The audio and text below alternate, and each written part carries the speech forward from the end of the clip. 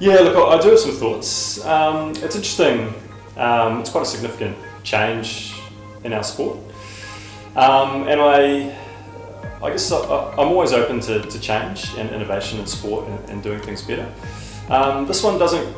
I'm sort of struggling to reconcile this move in my mind, and I guess there's a few reasons for that. So, one is when I think back on my own experiences as a young hockey player, in this country and learning the game.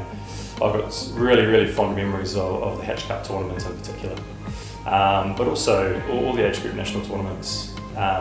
Really great experiences, great learning opportunities.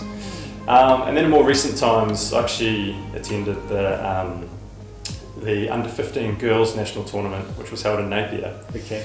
I was down there with the kids, supporting my wife Kim, who was coaching. Yeah.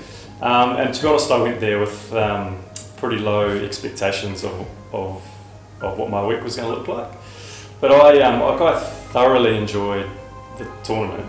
Went along and watched all the Auckland games and a few other games as well. Really impressed with the quality of the hockey. But what I really noticed was just the experience that the players were having. They were you could see the culture around the place, the rumbling away in the teams, the young women, the girls participating, were having a really great experience. Okay. So that's what concerns me. If we're going to remove these tournaments, I think we're actually taking a part of the fabric of our sport and we're taking it away.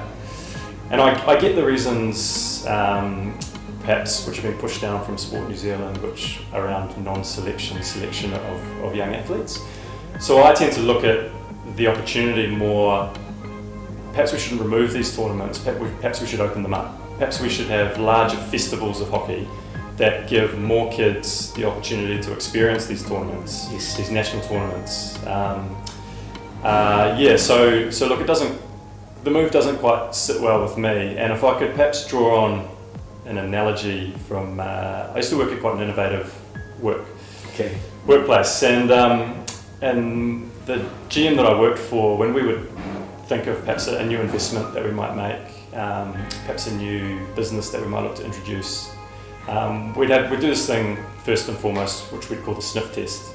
Okay. So we'd either on the back of a napkin, we'd jot down a few numbers, or on the whiteboard in the office, we'd just sense check an idea, and we'd call it the sniff test. And if it passed the sniff test, then we'd do some more thorough investigation. And I have to say, this move to me, in my mind, doesn't quite pass the sniff test.